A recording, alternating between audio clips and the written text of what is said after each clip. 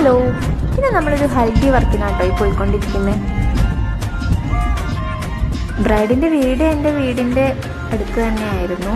ഇതാണ് നമ്മുടെ ബ്രൈഡ് ഷിജില. നമ്മൾ ലെൻസൊക്കെ വെച്ചിട്ടുണ്ട്. ആള് ആദ്യമായിട്ടാണ് ലെൻസ് വെക്കുന്നത്. അതിൻ്റെ ഒരു പേടിയൊക്കെ ഉണ്ടായിരുന്നു.